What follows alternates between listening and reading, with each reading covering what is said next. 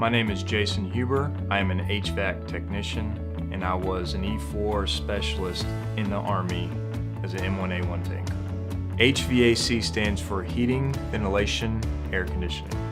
We maintenance and we service any HVAC equipment on a house.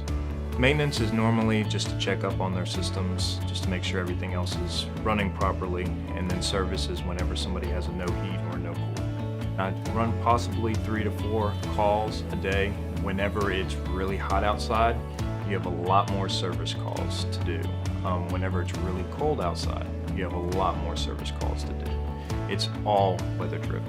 You have to be EPA certified dealing with refrigerant, and then you just got to have some technical background to work on a system like this.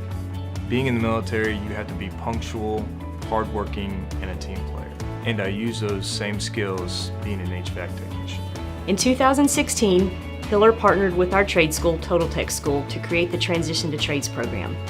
Transition to Trades is a Department of Defense skill bridge program that allows any military member from any branch of the military to complete on-the-job training, skills training, classroom activity that will help set them up for the civilian workforce. If you love working with your hands, if you love customers, this is a job for you.